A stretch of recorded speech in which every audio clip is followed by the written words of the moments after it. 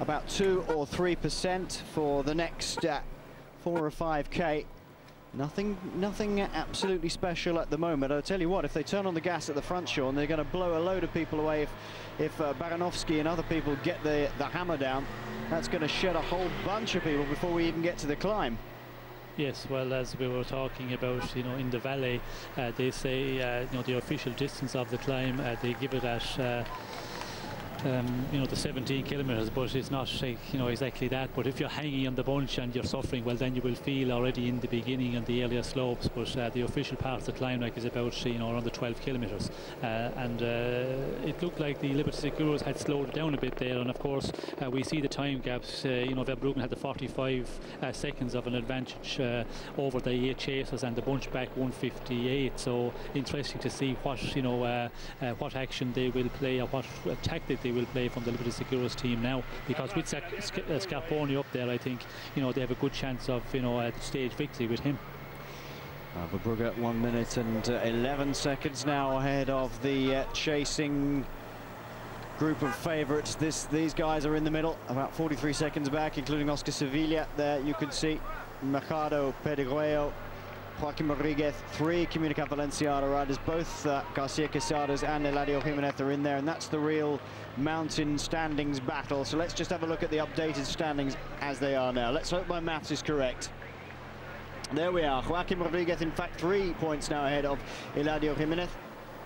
Rick Verbruggen in 3rd place, catapulting himself up. Had 10 starting this morning and now 34. Martin Perdiguero on 27, Denis Menchov still in there at 22. Remember, there was a 3rd category climb in yesterday's time trial as well. Joaquim Rodriguez then turning the tables on Eladio Jimenez, and Jimenez beginning to suffer at the back here, and he is being left. He is being left. Are his teammates going to stay with him? No, I don't think so. They have gone up the road there. Both Garcia Quesadas are there. Pediguero is being distanced as well, and they've just turned on the gas a little bit at the front, and that's too much for Eladio Jimenez, who was hanging in there already. We saw on the last climb he was really stuffed coming towards the top. Okay, getting down the other side, but his big rival there, Joaquim Rodriguez, in the Sonia Deval yellow colours, is looking a lot fresher. That's the end of Eladio Jimenez's day today. How much will he lose? That's the thing. He's not going to get any points at the top. And we see the gap coming down all the time. 39 seconds it was back to the chasers, which is down to 6 riders at the moment. So it'll be interesting to see now what the gap will be back to the bunch, as we see here. The Liberty Seguros not seem to be setting the pace as much as they were, a number of kilometres further down the road. Well, don't seem to be any riders on the front at all. 1:33 is the gap from Verbruggen to these riders. They seem to have broken up a little bit, though. There doesn't seem to be any Liberty riders on the front at all, except for Roberto Heras, and he's wearing that combined jersey if you're looking out for it. There's Carlos Sastre on the left-hand side of this shot in the CSC colours. That's Manuel Beltran in the middle. They're in the Discovery colours. And I think Botero is just behind him. There's Francisco Mancebo on the right-hand side, not looking as tortured as normal. Just behind him is Denis Menchov. No, it's not Botero behind there. There is Aitor Gonzalez as well. Well, he has to do something. He said he's feeling a little bit better. Leonardo Piepoli right at the back is the Sonia Deval rider. He said he's feeling better, and he still hopes he can challenge for something in the future, but stage wins maybe, but certainly his hopes of taking another Vuelta victory, a 2nd Vuelta victory, completely out the window at the moment. 8 minutes and 11 seconds down is Aitor Gonzalez.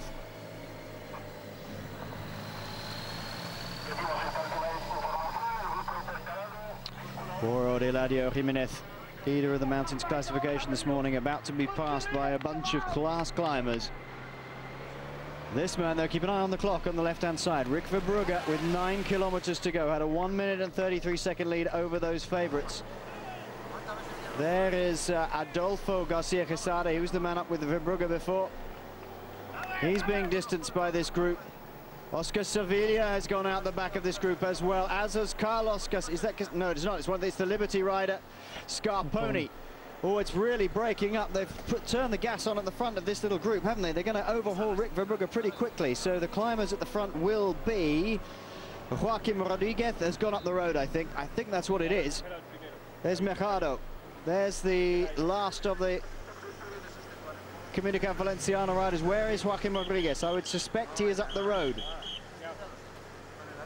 Really putting the hammer down there, Carlos Garcia Quesada. Is he, in fact, chasing Joaquim Rodriguez, or is Rodriguez out the back door? We can't tell at the moment. Well, look at this. Picking up Rick Verbrugge. Using a different camera angle now, Carlos Garcia Quesada. Well, Rodriguez must be out the back door then, Sean. We didn't see a shot of him, but he must have been blown away.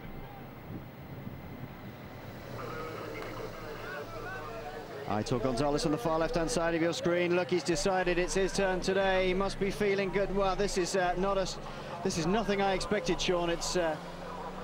I expected to see the Liberty train on the front again, but it's not happened, has it? No, it certainly is not happening, and not as we were expecting it. And I was wondering there, the tactic for the moment, were they playing the tactic of Scarponi as he was up front? And of course, you know, he's a very good climber, but he's also having difficulties following Garcia Quesada. And Verbrugge up there in front, so it's not looking good either for the Liberties. And I'm just wondering, are they not as strong or not feeling as well? Maybe Heras is, you know, suffering a bit. And of course, Heras had a big effort yesterday. You know, that sort of time trial for him, 48 Ks. He had to put in a huge effort to limit his losses, and he did a very good job. So he could be suffering a little bit today because of, you know, it would be a really huge effort for him yesterday, that sort of time trial. This man's got the bit between his teeth, hasn't he? That's 45, I think, we'll find, which is Carlos Garcia Quesada and not Adolfo. So it's not just us that's getting it mixed up, I think. Juan Mercado with Rick Verbrugge, and deciding that he's got to try and go up the road. This man really riding for himself, though, isn't he? He's not riding to help anybody else anymore. He's leaving Quick Step at the end of the year, Sean. Yes, and of course we see a number of days ago as well, when we had the sprint where Thor Hushoff won the stage, there was also a little bit of problems within the Quick Step team. He attacked in the final where he should have been really working for Tom Bourne and Bettini. But you know, the answer to that is, as you said, he's leaving the team next year, so he's just going to ride for himself and play his own card. Carlos Garcia Quesada is up the front of this race. Juan Miguel Mercado, the rider from Quick Step, is now chasing him down if he possibly can. And behind there is a group of riders, including Aitor Gonzalez, the former winner of the Vuelta back in 2002. Francisco Mancebo is in there as well, as is Roberto Heras, and the gold jersey. And this looks like Roberto Lyseca. Yes, indeed. Gosh, the old man of Escatel. God, he was hanging off the back the other day, wasn't he, Sean, when they were stringing it all out across the plains of La Mancha. Give him a mountain to aim his bike at, and it's a different story altogether. Yes, it certainly is. We see him when, you know, there was a big acceleration, the bunch on that flat open road, and there was a little bit of wind, and he was really hanging, I think, on the third group on the road, and you know, here he goes in the attack, and as you said, the very minute he goes up, he seems to have different legs. Maybe he can interchange them. Maybe he can screw a second set of legs on, and when it comes to the mountains. Big work. Finally, Liberty coming through the front and beginning to do some work for Roberto Heras to drag them up the hill. It was Aitor Gonzalez who decided that it wasn't going quick enough and upped the pace a little bit behind. But still, this man, Carlos Garcia Quesada, he's going for individual glory today. No doubt about that. Vincenti Belda has done it again with a number of riders in a break and thrown one after another into the attack on the mountains. It's always worked very well for him, hasn't it, Sean? But Juan Miguel Mercado is coming up to his back wheel. He's a great climber, Mercado, and he's looking for a contract. He's got an extra spur today, but it's a good tactic by Belda, isn't it? He does it every Vuelta. You'd have thought they'd have been used to it by now, wouldn't you? He throws rider after rider up the road. Yes, well, I think he has the riders, you know, which are not the top favourites, not in maybe the top 6 or 8 favourites of the race, but there's very good all-rounders there, and we spoke about that yesterday in the time trial. There was quite a number of them put in pretty good times, and again today we see them quite a number of them up here to the front in the end of this mountain stage. So it proves that he has riders in good shape, and I think it's all about getting right for the Vuelta. I think he puts a lot of work into that, and he seems to have a number of riders every year who perform quite well. Well, Roberto Heras, I think, has Scarponi with him now, who's dropped back from the attacking group to help out with Roberto Heras, and I think it's Gianpaolo Caruso who's in there as well. Haven't seen Baranovski today. Maybe suffering a little bit. It's been a very hot first few days. It's slightly less hot than it was now, but even so, Baranovski, the big powerhouse of Liberty Seguros. The pole, 7 kilometers to the finish for Oscar Sevilla. Great support for Sevilla. Doesn't matter wherever he is, as I say, he's a housewife's favourite. Churning away at the gears, trying to make it work. Good to see that Carlos Sastre is just in there. Denis Menchov still climbing well. You can tell the pace is going up because Francisco Mancebo is starting to look as though he's suffering. Yes, and this main group, the group of Heras, is that they're getting very small. Like there's only about 10, 12 riders in it at the moment. So a lot of riders, you know, going out the rear door, as we said. So it's telling us that the pace is still quite hot, and we haven't seen as much as the Liberty Seguros riders on the front, but still a lot of damage done. A lot of riders not able to follow the pace being set, as we see here. You know, Manchego having problems following the pace being set by Scarponi on the front. Scarponi is dragging the favourites for this year's Vuelta away at the moment. Roberto Heras is in there. Menchov has decided, well, he knows he's got to go with him. Sastre looking comfortable at the moment. Mancebo having difficulty. He might be able to tack on at the back again now. It's flattened out a little bit. Tricky Beltran there was doing a very good ride, but again can't quite up the pace as much as he needs to. That is Roberto Laiseca. They've gone past now. There is Rick Verbrugge, the man who went to the slopes of this mountain first. We're running today after 206.3 kilometers. We're in Andorra to the ski station at Dordino Arcalis. Mercado and Garcia Quesada up the road, trying to work together now. Mercado looks slightly the stronger to me, Sean, at the front, but these guys are going to try and eat into this as much as possible, and I wouldn't be surprised if they're caught by the top. Yes, and we see the gap there, 50 seconds back to this chasing group, and we see Manchego, they are just closing that gap inch by inch and just getting back into the wheels again of this group of Heras, being pulled along by Scarponi, and we see Santos Gonzalez also from Phonak. He's also in this group, so you know, a lot of good names missing out this one already. Yeah, big names going out the back already. Interesting though that Denis Menchov was able to accelerate quickly when Sastre and Heras and Scarponi accelerated, but Mancebo having to eat his way back up, eat the inches and the centimeters to the back wheel there. Oh, hello. Don't stop there. That's not a good place to stop. Oscar Sevilla all by himself. Oh, he's gradually catching these two. This is good riding by Sevilla. It's difficult to ride by yourself, isn't it? But at least he's got something to aim at. Yeah, so he certainly has the carrots out there in front of him, and we see the commissar, he stopped the cars there because he, you know, not allowing the cars in between as Sevilla's coming back. And this is a climb, of course, where, you know, there's a number of ramps in it, and Heras seems to have found his rhythm and be able to claw these riders back that, you know, outgoing really at 100% out front. So he's kept on working at it very well.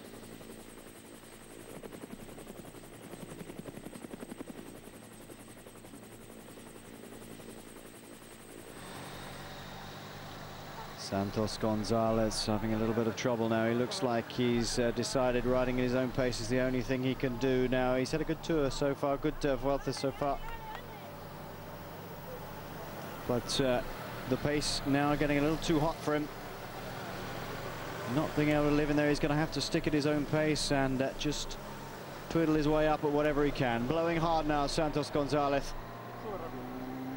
Well, there's no sign of Aitor Gonzalez, his namesake, of course, a former Vuelta winner, 2002. He decided the pace wasn't quick enough earlier and upped it a little bit. Big mistake. He's now off the back. Roberto Heras, who again, another Euskaltel rider who decided the pace wasn't hot enough. He has now been passed as well, and just showing that this steady, relentless pace by Scarponi. And in fact, Jakob Pil was on the front doing a lot of work for Carlos Sastre as well. But the two teams combining with this relentless pace is shelling favourites out of the back steadily. Just how big is that gap? You can see these twists and turns and hairpins here, right the way up to the last kilometre, or just over the last kilometre, when it sort of straightens out.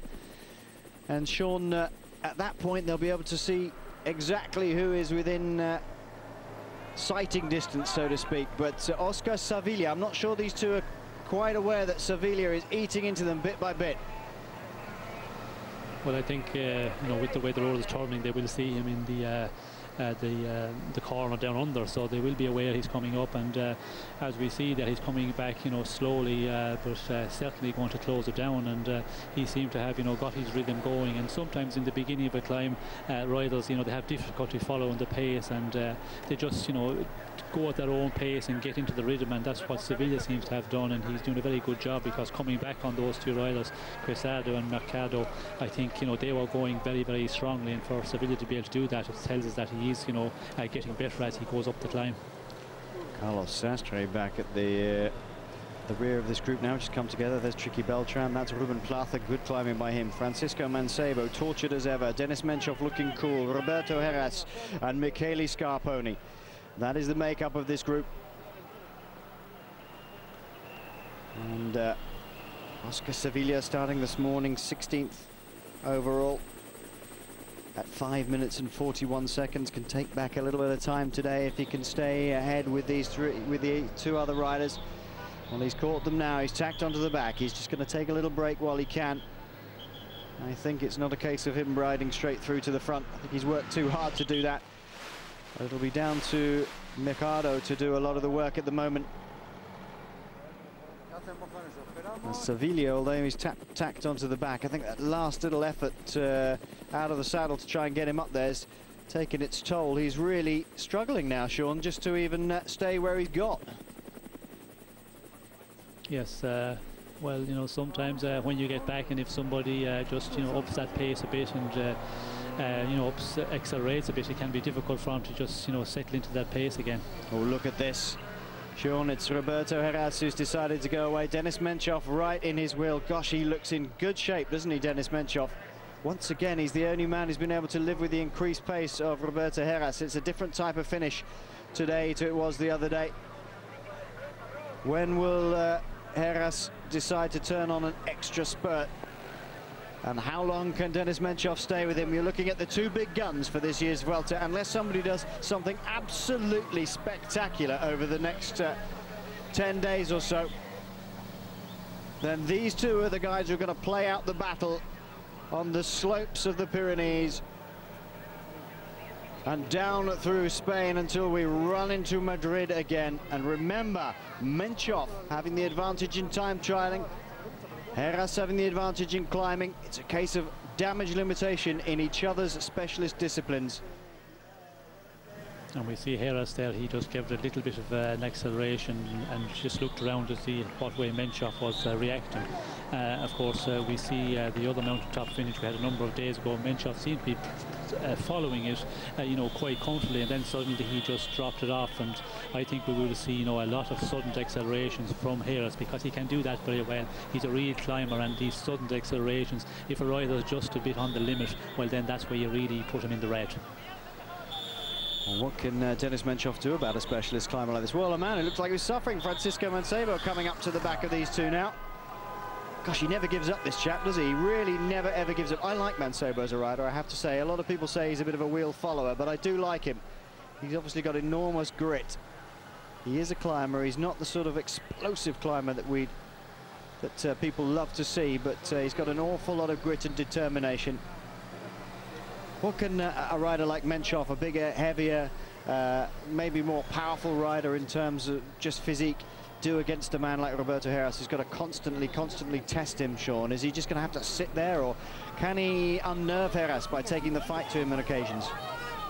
No, I think he just have got to follow, because he knows that Heras is, by far the best climber of the two. But he's able to match him quite well. But when Heras puts in these sudden bursts of speed, well then, he maybe leave him just take a little bit of advantage, take 2 or 3 bike lengths from him, and not trying to stay, reel in his wheels.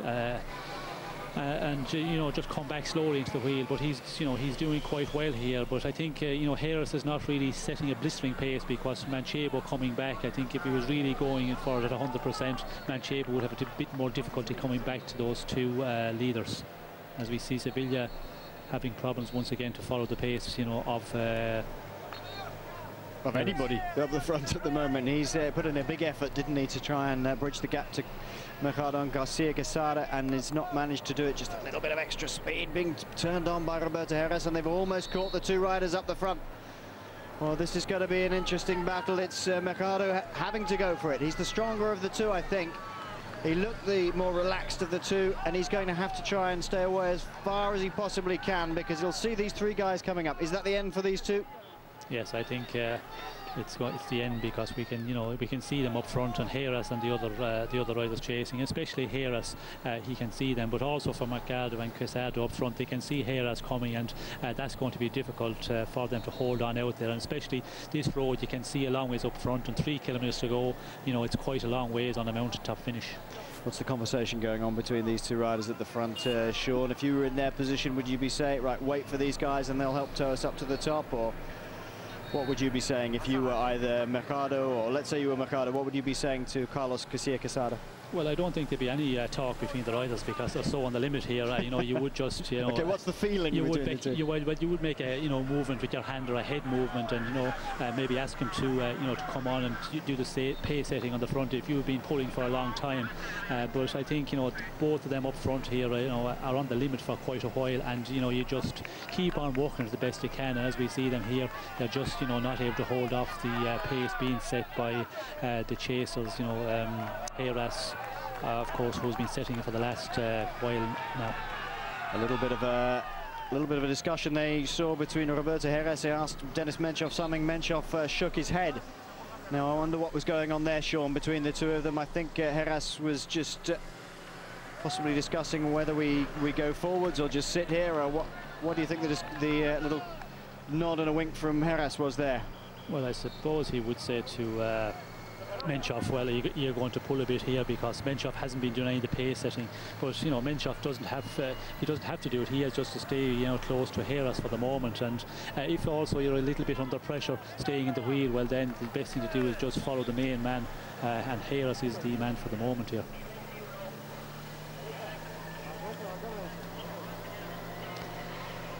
Well, one of the other favourites, Carlos Sastre, down the road now. We don't have a time gap back to these guys yet, but Race Radio not giving us any information today, I'm afraid. One of those days. Oh, Francisco Mancebo, an injection of pace once again telling, and it's Roberto Heras. Is it not? Is it? No, it isn't Heras, I don't think, at the front, who's given the change of pace. I think it's Mercado again. Oh, Heras. Well, Mercado's gone off the front. Yes, once again trying to do something, and they're just going to eat him up again bit by bit, I think. Yes, Mercado, of course, we see that when they came together, there was a little bit of a slope, and Mercado, of course, he went in the attack, but Heras immediately, reacts and closes him down in a number of meters. He was already back in the wheel. Well, the stronger riders all looking at each other. Roberto Heras has the energy and the relaxation to be able to look sideways and have a little conversation. He's watching for the wheel to go. Mancebo's gone on the attack, and Roberto Heras was looking across to cover it, and he's managed to do that quite happily. Denis Menchov sits in the wheel. Everybody else has to react. So far, so good for all of them. Mancebo now setting the pace on the front, and that'll suit Roberto Heras quite nicely, and Denis Menchov. But again, out of the saddle, trying to give it as much as possible. They're all staying together, though. Not the the most explosive of rider. He could have done, other riders in this group could have done more damage. Roberto Heras, the obvious one, Sean. Yes, well, of course, Menchov, you know, he's not that style of an explosive rider on the climb. He's more of, you know, a steadier worker all the time. He doesn't, you know, go in the real, you know, sudden burst of speed like Heras, for example. And that attack there we see when he went, you know, Heras immediately reacted, and he's the man who he has to watch. He can't, you know, allow Menchov to take any time from him, and Menchov is just going to follow all the time. I think that's, you know, the best he can do to stay in the wheel of Heras and just try and stay there all the way to the finish and not lose any time on him today. Carlos Sastre having to sit in the wheel of Tricky Beltran. Ruben Plaza, the other rider behind them. He's had a very good Vuelta so far. How long can he keep it up is the question. And Sabo still on the front. Nobody going to be very keen to come through and do much more of the pulling. It's every man for himself now, Sean, isn't it? Yes, and of course Menchov, he has the interest for the general classement. He, you know, Sastre is the one who's ahead of him. So, you know, he's going to ride and try and take some time from him, and it's going to, you know, benefit as we see once again Mercado going in the attack, and Heras reaction immediately. And I'm surprised that Heras is not really, you know, turning on the pressure a bit more, because he seemed to be able to react when anybody attacked. He closed him down immediately, and surprisingly that he's not really, you know, trying to, you know, attack more and put Menchov in problems. It's going to be difficult for Mercado, for Mancebo to continue following this pace, and I think for Garcia Quesada as well at some point if they continue to do this well. Oscar Sevilla, who tried so hard to get up to the leading group, is now being distanced once again by a second group coming past him. How demoralizing is that for the young Spaniard? And everybody's still looking around at each other. It's not explosive pace. Mancebo again going on the attack from behind. He is indeed. Well, I never gives up, does he? Even if he's yo-yoing backwards and forwards, he never ever gives up. 1 kilometer to go, then to the top. This is where it flattens out. This is the interesting part. I expected an attack to come from Roberto Heras, or at least somebody to shoot out of this group and try and get away before this last kilometer. But it hasn't happened, Sean, and it's going to come down to a sprint, isn't it? Well, yes, it looks like that, you know, they're going to stay together now, but maybe Heras will really give it, you know, one last real acceleration here before we get to the final, you know, 500 meters. But it doesn't look like he's just watching the other riders, and, you know, we see Menchov all the time setting the pace.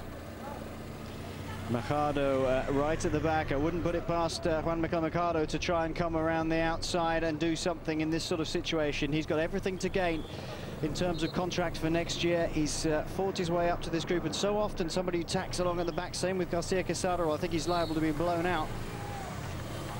They're just forcing Francisco Mancebo to do all the work. Denis Menchov has remained cool and calm. He's going to survive in the gold jersey today in one of the hardest days of the Vuelta. 206.3 kilometers, finishing at this ski station at Dornio Orcales. They're into the last 500 meters.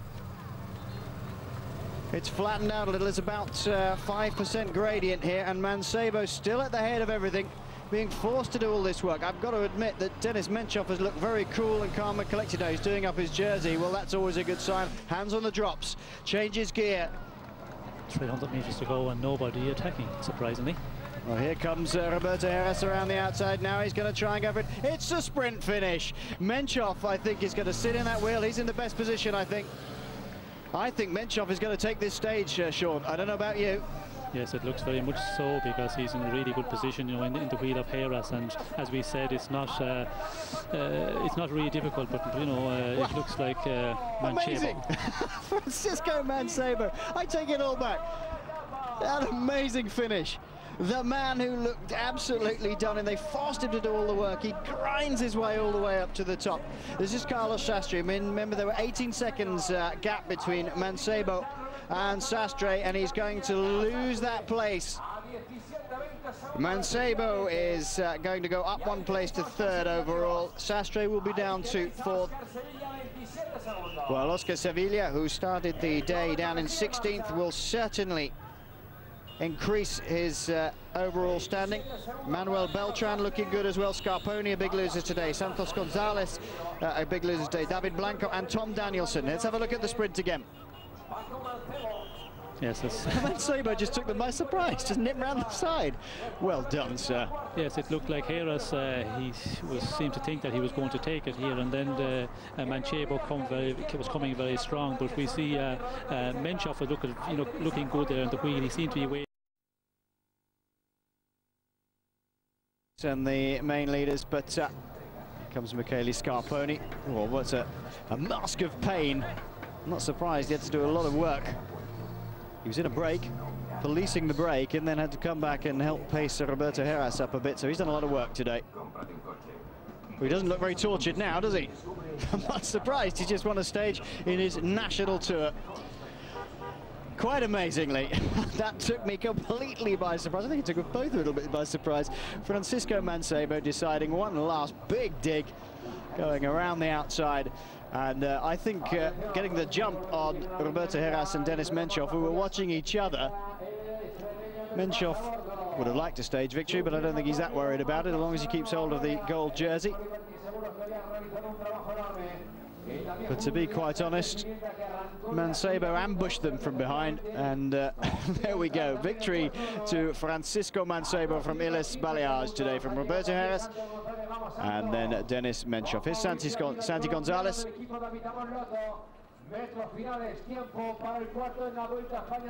Just coming over the line now.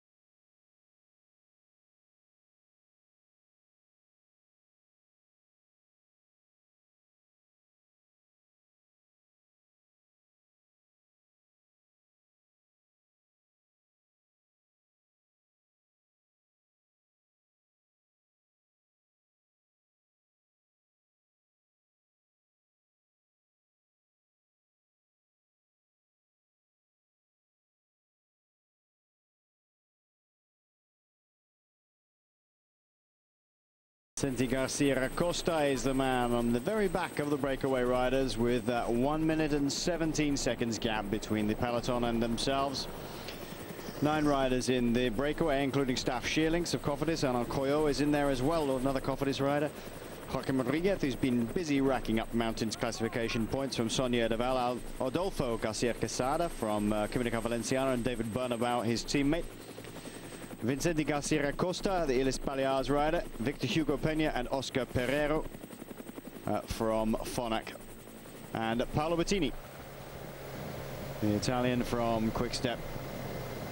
And it's all looking like it's going to come back together very shortly, because the riders at the front will see, although they have got team cars behind them, they'll see motorcycles start to come past as the riders come up behind them, and then Commissar's cars and so on.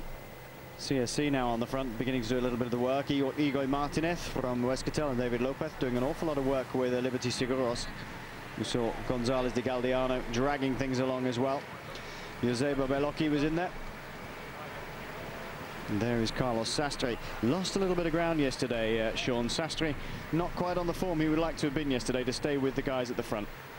No, certainly not, and you know, it wasn't one of the most difficult finishes yesterday. The earlier slopes, there was a few sections in it where it was a pretty heavy gradient, but later on it was, you know, not as steep as climb as, you know, we'd be getting today. For example, I think is a much steeper climb overall, and not able to follow, so not a good day from yesterday. But of course the time trial, I think a lot of riders were suffering yesterday, and Menchov also said that he was suffering a bit earlier on yesterday that he had his sore legs in the time trial, and that is, you know, understandable. Those riders are not really the big specialists in time trials, and they had to put in a huge effort the previous day.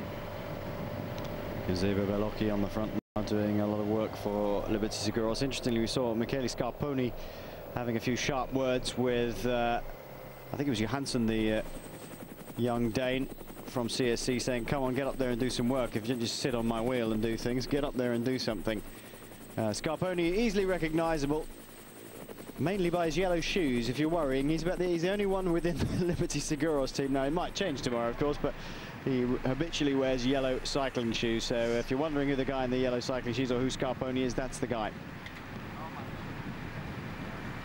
Well, who do you see taking a flyer out of this bunch then, Sean? Pereiro looks to be an obvious candidate to me. He's just going to, when they get too close, he's going, and Joaquim Rodriguez maybe will go with him and fire themselves up the road and give themselves a little more opportunity to stay away for a bit longer. Yes, well, I think there's going to be attacks coming as we go to the 15-kilometre mark for the breakaway, and definitely, and the Comunidad Valenciano riders, I think some of those riders will definitely go in the attack. You know, Garcia, Quesada, and depending on how they're feeling, of course. But any rider has, you know, feeling quite strong, I think they have to have a go, but it's going to be, you know, difficult as the gap is coming down, you know, quite rapidly, and I don't think there's, you know, enough of an advantage for them to hold out there, unless some of those riders can really produce, you know, a very an excellent performance on the final climb. Coming to the last 15 kilometres then, two more little bits of news before we go into the really big climb of today. Then Serge Baget leaving Lotto, ridden for Lotto for such a long time, de Vitamon Lotto. Close friend and training partner of Peter van Petegem. He has been tempted to quick step by Patrick Lefevre. Remember, it's the end of the transfer season now. And one more piece of news from this year's Vuelta. Unai Us, the Basque rider riding for Bouygues Telecom. He didn't start a couple of days ago, and the reason for that is he was suspended by his team. The team found medication that is not hasn't got a prescription from the team doctor, and they have Jean-René Bernadeau has some very strict rules about what you can and can't do in his team, and he's immediately suspended that rider, Unai Us. He's the Spanish cyclocross champion, by the way, Unai Us, and sent the medication off to a lab for analysis to tell them exactly what it was, but that doesn't look too good for Unai Us. And Jean-René Bernadeau, fairly practical sort of character, has decided to take that course of action, and Us on his way home to the Basque Country. And also, of course, yesterday the information, also he is broken collarbone, and there was another rider who we did not see, Le Blacher from Credit Agricole, who also broke his collarbone in a crash earlier on in the day. Tremendous amount of retirements already. Remember, on stage 11, not well, sort of a bang on almost halfway through the Vuelta a España. We've already had 39 people pulling out, including some really big names that we would have expected to go out. 27 seconds the gap before we close it up, and somebody trying to dash across to the breakaway riders.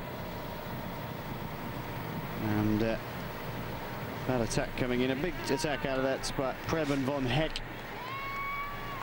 coming out of the peloton. We haven't seen Von Heck at all during this year's Vuelta, so being given his leeway to propel his Ridley bicycle up the road to these riders. Just about everybody riding on carbon these days, except for the Illes Balears and Fassa Bortolo guys with magnesium tubing for their main triangles, and the rest of it is carbon. But I understand from this year's Interbike show, which has just been held, that Pinarello and of course Opera in that case are going fully carbon again next year, so it looks like the whole peloton is going to be dominated by carbon. Oh, Giuseppe Bellocchi done his work on the front, did a lot of pulling. He doesn't look too unhappy with himself, but the pace beginning to tell. I think he should be happy with himself in this year's Vuelta, Sean. He's been riding well, hasn't he? Rode well in the Tour, and he's riding well here as well. It's a slow road back after those sort of horrific injuries, and I think he's doing an awful lot better now. Yes, well, I think certainly in the Tour this year he put in some very good performances in the mountain stages. We see him there for a long time in the final climb of the day. Of course, here it's a little bit easier for him. He's doing the work, you know, today. Now he's doing it quite earlier on, and then just sitting up and you know, just going to cruise into the finish. But you know, for a rider like that, I'm surprised they're using him that early, because he's a rider who could, you know, be more helpful a bit later, and also experience-wise, he would have a vast amount of experience. And surprisingly that the Liberty Seguros team did not save him till later, but you know, he's definitely done his job, and he feels happy there. He seems to think that at least he has done his job good for today. And before we start on this last climb, they're just on the very lower slopes now. Liberty Seguros taking the initiative and really powering away. I was going to say that we've had some more comments on the Lance Armstrong coming back story. Quick comment from you, Sean, before we go any further. Should he come back to the great big tours, or should he come back to things like the Tour de Suisse and Romandie? They're sort of half-sized races, so to speak. No, I don't think if Lance comes back, I think he'll be back for the Tour. He'll be back for the big one. He's not going to go for, you know, the smaller races. And as I said, the way he was, you know, dominating this year, I think if there's any chance of seeing him, he'll be in the Tour of France. Well, we'll keep you informed on that story. It's a cracker, there's no doubt about that. Give us a ring, Lance. We're waiting. Look at this huge effort coming in at the front again by I think that's Gianpaolo Caruso, who's now taken over, or left over to Michele Scarponi. What an attack by Liberty Seguros right at the bottom of the climb, and people being forced to go in it. Denis Menchov having trouble, struggling there. It's Carlos Sastre who's the man who's tacked onto the back of this. I think that's Juan Miquel Mercado in the middle. So at the moment it's Scarponi, Heras, Mercado, Carlos Sastre, Denis Menchov. And then there's a Phonak rider behind, and I wouldn't be at all surprised if that was Pereiro. Looks a bit small for Pereiro, I'm not at all sure, but the angle of the camera is all very difficult to come across. You can see the Illes Balears, Francisco Mancebo back. Just look for the head lolling on his left-hand shoulder. And this is where the Liberty Seguros riders have to, you know, make it really difficult and try and put Menchov in difficulty. The first part of the climb is quite steep, 7.5%. And you know, they really have to turn it on here, because later it gets a bit easier, it levels off a bit, and it's on the really beginning of slopes that you really have to turn on the gas and put everybody in pressure. But we see the rider Scarponi leading. He's looking around a bit, and you know, that's he doesn't have to do that. He just have to ride there, give it 100% for as long as possible, and try and expose everybody, and especially expose Menchov.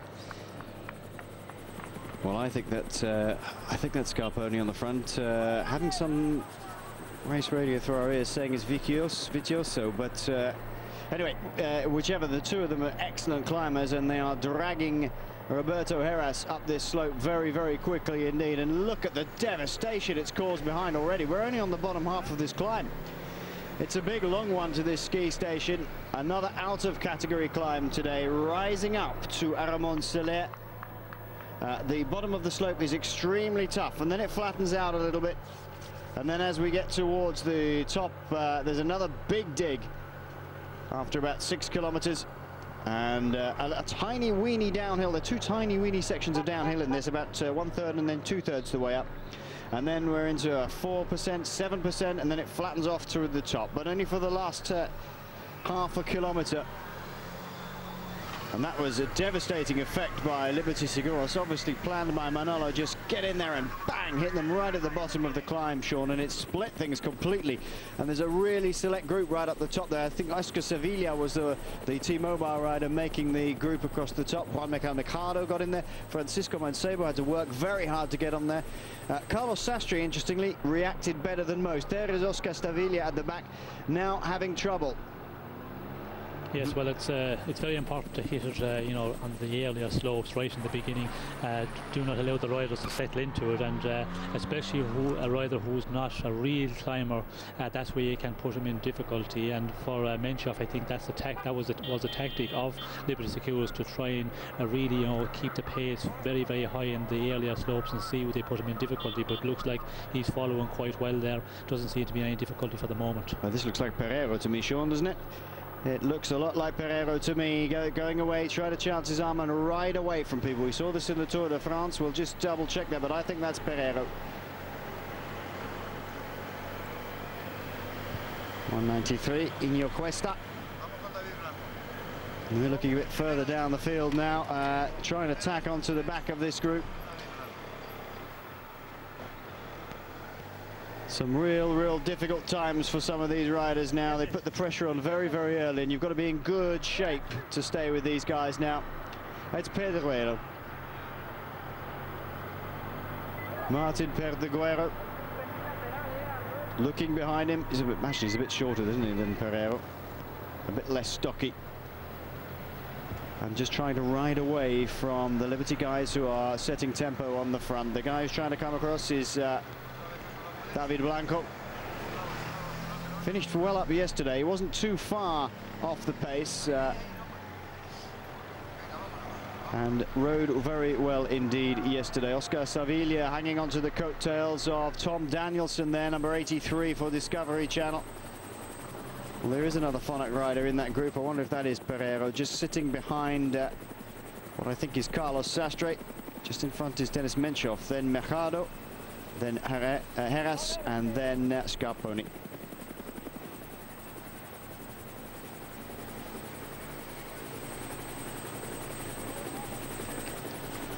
Well, there's also an Escatella rider in there we haven't seen a shot of at all, and Race Radio not giving us any information about who that is. I would guess on yesterday's form, Sean, at this part of the climb, it could be either Roberto Heras or Aitor Gonzalez, and already Oscar Sevilla beginning to suffer. That looks like Heras' style, or maybe not. Yes, I think it is. I think he has that sort of hunched style over the bars. Oh, poor Odiladio Jimenez, there he is, wearing the Mountains classification jersey, and that's the, well, he was this morning, he won't be tomorrow. Massive damage in that competition to his lead being done by Joaquim Rodriguez, who really is dropping away from this group now. Not at all interested, I don't think, in going any further than he is. David Blanco not able to get across to the gap at all. That was a difficult moment for Denis Menchov, Sean, because they accelerated very hard, and Menchov looked almost caught out. Yes, well, of course, as I said, it's always the most difficult time when you get onto the earlier slopes of the climb, and the team really just sprint up it, and we see Menchov there. He was in the group, but he didn't seem to to lose the wheels by any distance. So I think it's the most difficult time for him to get settled into the climb, because he's not he's not a pure climber like Heras, for example, and that's where you can really put the rider in difficulty. But he's doing quite well for the moment. But it'll be interesting to see what Heras he will do now when his toe man as such, Scarponi, pulls off the front. Well, the two Phonak riders in there, in fact, are Santi Gonzalez and Pedreguero. That's Roberto Heras, the Escatella rider, now giving it a bid for his own personal glory, just trying to dig in and see how far up the road he can get. Two Discovery riders in there, Tricky Beltran, Manuel Beltran on the left-hand side, Tom Danielson being shepherded by the more experienced Beltran. And doing pretty well at the back. Juan Miquel Mercado is the last man. Roberto Heras going on the attack then. Well, Heras still looking over his shoulders, I think just testing them at the moment. He'll try and stay out there as long as possible, but it's not going to get very far, is he? I think just testing his legs and theirs, Sean. Well, I think, yes, he's looking around quite a lot and seeing, is there a reaction behind, but the attack wasn't really, a magnificent one. We seen that he pulled out a couple of lengths, but, nothing serious, and I don't think he's in, in anything like he was a number of years ago when he won the stage in the Tour, for example. Still the pace being set hard on the front for Liberty Seguros. Oscar Sevilla tried to hang in there with them and couldn't do so. David Blanco tried to bridge the gap to them. He couldn't do so either. And the two of them are now riding together just down the road. 9 seconds in arrears of this little group here. Denis Menchov, Sean, impressively, well, 9 kilometers to go, they're going under now, impressively sort of stony-faced all the time. He has an air of almost the Miguel Indurain about him, just sits there, taps away, hands on the top of the bars, doesn't have any facial expression whatsoever. Yes, well, I think there's quite a number of riders like that who sit there, and it looks like, they're doing just fine, and you know, you don't realise it under pressure, and it's the riders really that have a real view to that, because when when there's a surge in the speed and you have the occasion just to look around at the rider following you, or the rider who you want to put under pressure, you can see that, and the riders you have a great view of that, and they're very they're very experienced in that, so you can see that a rider is suffering. But a lot of the riders can mask it quite well and give you the impression that they're not really under that major pressure at all, and it's difficult with some guys at times. Difficult to tell indeed. Well, we'll just have to see how far he gets. Well, it looks like Mercado is now beginning to suffer, along with Perdiguero. Michele Scarponi it is at the front. I thought it was when we looked at him, just confirming that. Scarponi, a great climber. I think he's got something up his sleeve for the future if he isn't just kept as a super domestic. I wouldn't be surprised if somebody doesn't try and pinch him again in the next couple of seasons, but he seems to be happy where he is. He's a very talented rider. Roberto Heras, we were talking about, just gave it a little dig. He's been a pro since 1994, so 11 years as a pro now. Hasn't won a UCI race for a couple of years now. Probably had his best years back in 2001, 2, and so on. He was a big climbing threat, Heras. No UCI classified wins this year. He could do with one. So could Huescatel. Oh, look at this, Sean. It's still Scarponi giving it pressure on the front, and how long before they can all sit there? Well, Roberto Heras employ exactly the same tactic as he did yesterday and let Scarponi work himself and everybody else into a lather and then just jump off the front. Yes, well, I think he's going to allow Scarponi to keep on making the pace as long as he can keep quite a hot pace on the front, and he's doing quite a good job. He's on the front for a number of kilometres now, but Heras will have to really take the race in his hands here, because this is one of the occasions where he's got to try and make a difference on the other guys in the classement, and especially with Menchov, he has to try and take some time from Menchov today. So it depends on also how Heras is feeling. If he's feeling quite well and is quite strong, we could see him go a number of kilometres out, as we see 8 kilometres to go, so quite a long ways to the finish from here.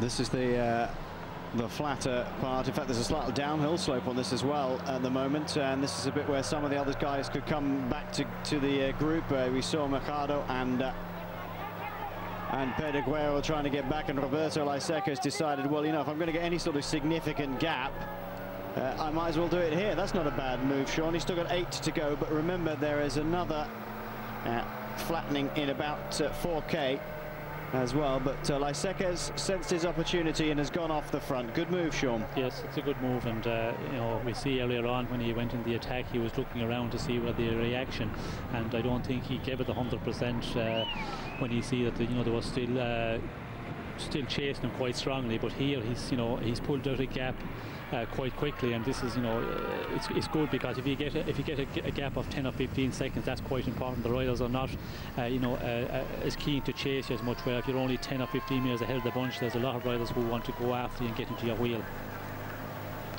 So let's try and run down this complete group if we can. Juan Miguel Mercado at the back there, Perdiguero, those two just tacked on the back. Then Tom Danielson wearing 183, Tricky Beltran and 182. Carlos Garcia Quesada is in there as well. Roberto Heras, you could see on the screen, has just gone up the road. And Francisco Mancebo, Roberto Heras, Denis Menchov, Scarponi is in there. There's Mancebo, head lolling as one side as per usual. Carlos Sastre is in this group as well. Oscar Savilio is chasing hard behind, but I think he's going to have a real struggle. He's 20 seconds down at the moment, we're told. Even with this flat section, even if he made up the time, he's going to have trouble staying in there. All the big favourites in there. Santos Gonzalez as well from Fonac, a good climber in this group as well. Had a good day yesterday. Seems to be having a good day today. Roberto Heras taking his opportunity on the first flat section of this climb. There are 2 very short flat sections, one after about a third of the climb, one about 5 kilometers later, 2/3 the way up the climb. Heras having tested his legs. Carlos Sastre going off the front. Looks like he's going to try and join him. Well, Sastre, who suffered yesterday and really had to dig deep to stay in there, looks like he, or feels like he has better legs today, and Roberto Heras is not going to let this one go, Sean. No, certainly not, because Sastres, of course, he's one of the danger men, for the classement, and you know he's in 4th position at the moment, 157 down, and Heras is going to react immediately, and we see him there. Here he comes with Menchov in the wheel. He's not allowing him to take any distance at all. Well, that has destroyed that group as it is at the moment. Maybe they can all make it back together again in the next few kilometers. But Roberto Heras and Denis Menchov, knowing the danger that Carlos Sastre poses, they have gone after him, and they are the only two who've been able to stick that pace. Well, I wouldn't be surprised if we see Francisco Mancebo inching his way up onto their back wheel. He's that sort of rider, but certainly they picked up Roberto Heras. He'll tack onto the back if he can. Menchov looking very strong, Sean. I'm ever so impressed with this man. We know he was a great talent, but he seems to have grown in stature during this Vuelta. Don't know how much he's suffering, but certainly could react to the pace of Carlos Sastre, and more importantly to the pace of Roberto Heras. Yes, you know, he reacted quite well. He did not lose any distance at all on Heras when he decided to go after Sastre. So that is a good sign that he's not suffering, because if he was really on the limit here, he would allow, you know, a little gap to open and come back a little bit at his pace, and that tells you that he's feeling quite well when he can react to the sudden acceleration of Heras. Look at this then, spread out down the climb now. That is Carlos Garcia Quesada is the next man down behind Roberto Heras. There's Francisco Mancebo just behind him as well. And Mancebo will just work and work and work. Carlos Garcia Quesada was good yesterday, had Juan Mercado with him, and finished on the top of the mountain in the group. Mancebo up and past him, inching his way up, inch by inch he goes. Well, one of David Duffield's choice, in fact, to win this Vuelta, or at least to be on the podium, I think. Francisco Mancebo.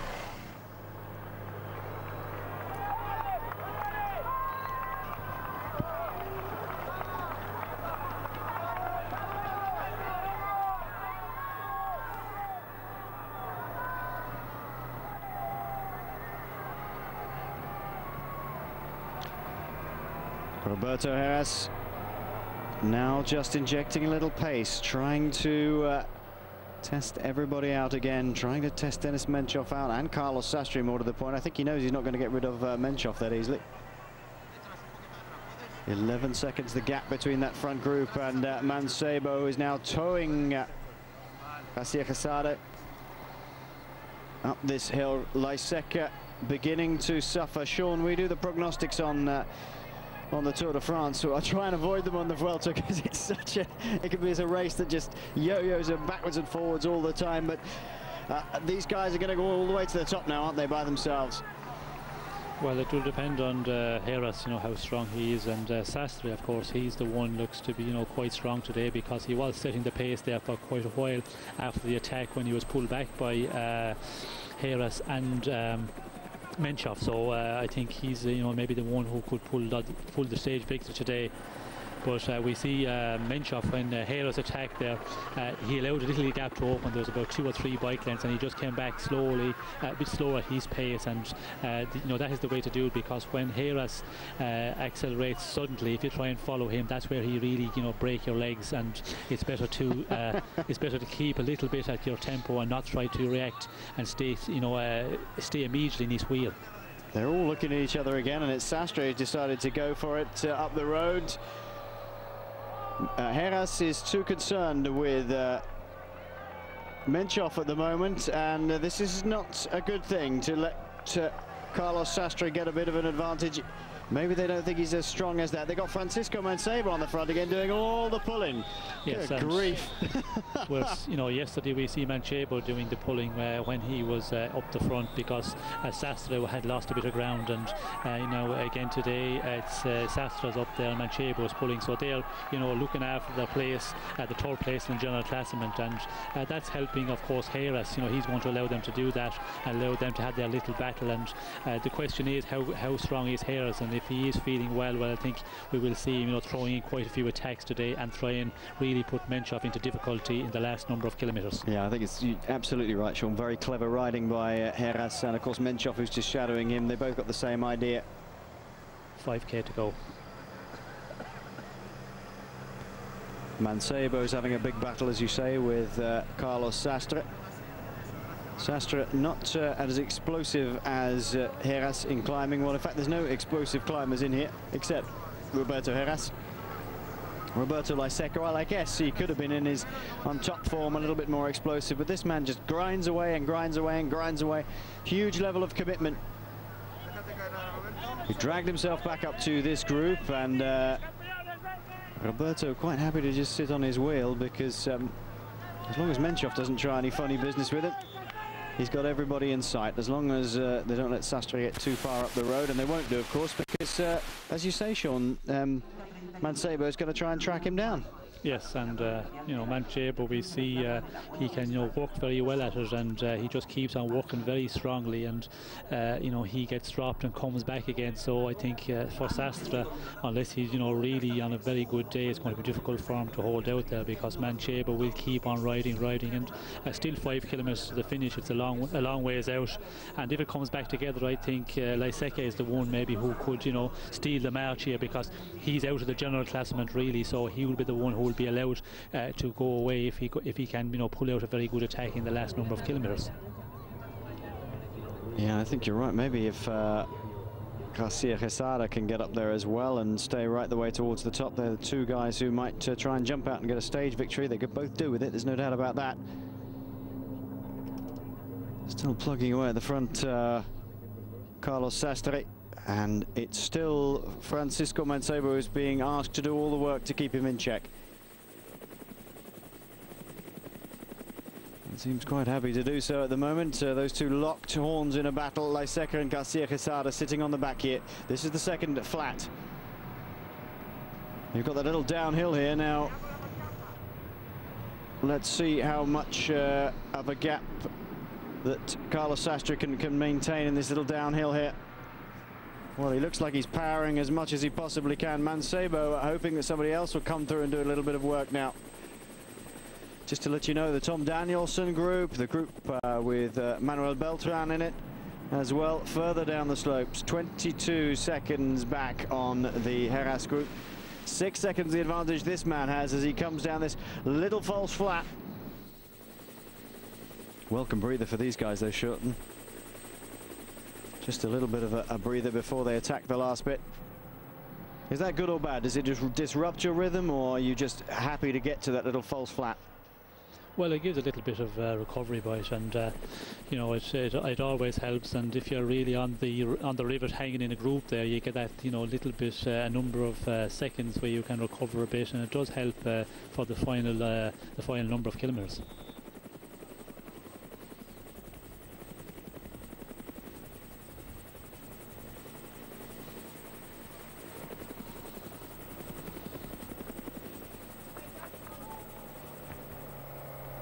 Three kilometres to go, and it's all come back together. Carlos Sastre pegged back by Francisco Mancebo, and it looked as though Denis Menchov was doing some work on the front as well, trying to peg them back. On the downhill, he seemed to go to the front. Yeah, he did. Now, reasoning for that, Sean, doesn't seem to be any particular reason other than keeping them together. He wants to keep, he maybe thinks Sastre's a rival as well, wants to keep him in check.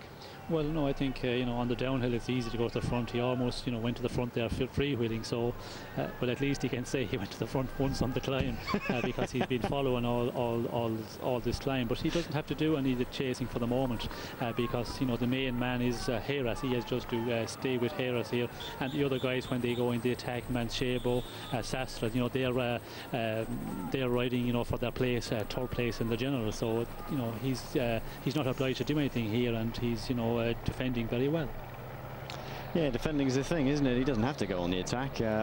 Absolutely.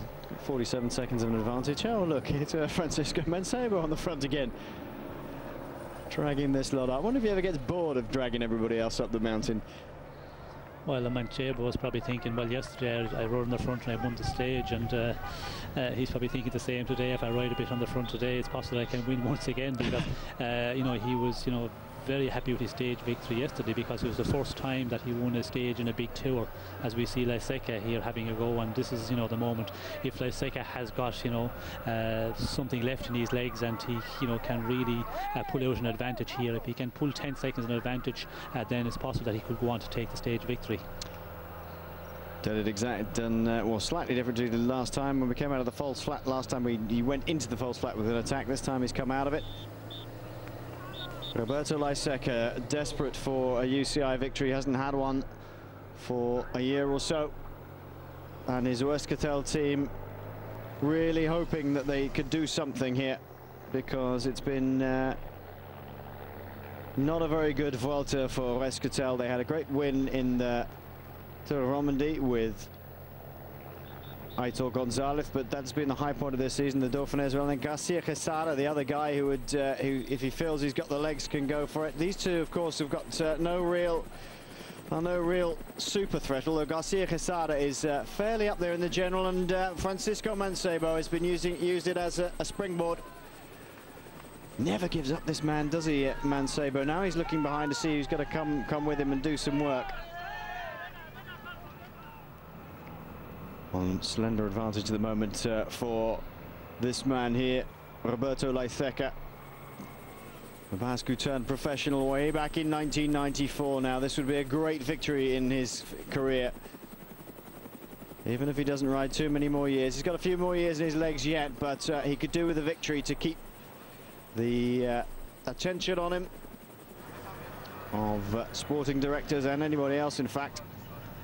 Anybody who wins a tour in a Vuelta stage in Spain, whether you're Basque or not, and the Basques are absolutely crazy about their cycling, you become a superhero all over again, don't you, Sean? Yes, of course. And you know, that's like I think the Euskaltel team prepared this one today. We see them riding in the front quite a lot to pull back that breakaway, and you know, Lyseka is doing a very good job. 6 seconds he had there just a moment ago, so it looks like that you know, he could hold on, and if there's no reaction out of this chasing group of Heras, he could hold on, but he seems to be suffering here. If he's, you know, if he was really feeling well, you'd see him getting in there with the saddle a bit more. He seems to be sitting quite a lot in the saddle, and that tells you, I think, he's really on the river at the moment. Well, the others behind not really pushing themselves to catch that yet. Francisco Mancebo once again being the man forced to do the pace setting on the front of this group. This is playing into Roberto Lyseka's hands. The first time for a long time I've seen that man there, Francisco Mancebo, just taking little looks over his shoulder to see what's going on. Normally he just gets to the front, keeps going if he has to. 18 seconds back to the pursuing group, as you could see.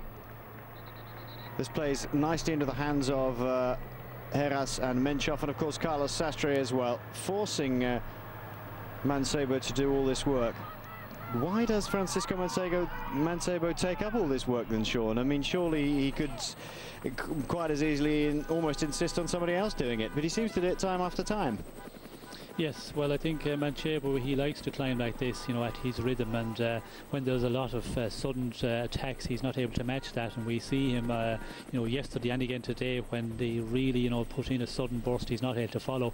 So probably he says to himself, well, if I go on the front and, you know, set quite a hot pace, the other riders will not be so keen to attack, and I think that's the reason, because there's no other reason for him, you know, to chase down Lyseka. He doesn't have to do that, and of course, you know, with Sastre in the group here, he doesn't have to ride on the front, so I think that's the only reason, just to keep the tempo at, you know, a good pace, and that way it will, you know, fend off the other riders from going in the attack. Well, this is going to be Roberto Lyseka's day today. I think he's come under the 1 kilometre to go banner. The Basque flags just sprinkling them at the side of the road. They're all been put back now, because Lyseka, the Basque rider from Euskaltel, the Basque team, has gone through.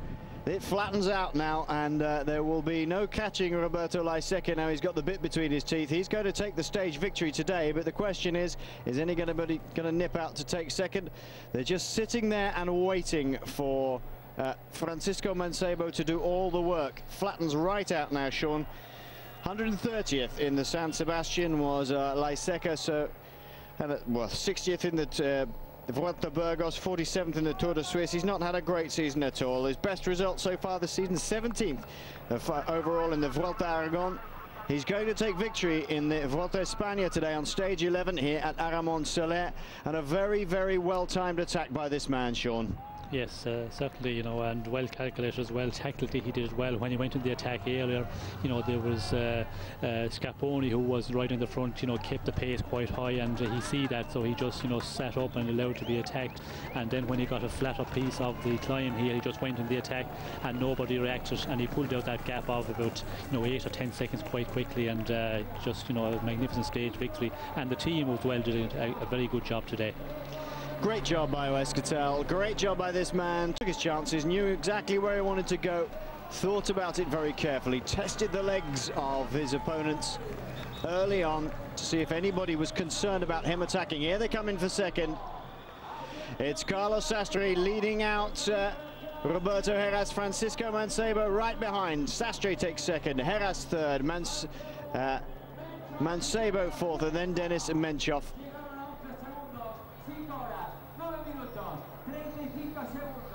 Well, the group down, this is the Tom Danielson group. Some 50 seconds is the last time check we had. I think they're going to eat that up a little bit. This is the Perduguero and Santos Gonzalez in here. Perduguero is leading them out. Then Tom Danielson, then Manuel Beltran, Santi Gonzalez just behind that. And then Juan Miquel Micaro just behind them. So that's the order: Perduguero, then Danielson, then Beltran, then Santos Gonzalez, and then Juan Miquel Micaro at 1 minute and 4 seconds. But a great victory by this man. Certainly the high point of his year. Well, you never know, could get another in the Vuelta a España, but they needed it, didn't they, Sean, this team? Yes, certainly, you know, the Tour of France, you know, not a great race by any means, and, you know, here nobody really up in the general classement, so to get a stage victory, it sets the team as well, you know.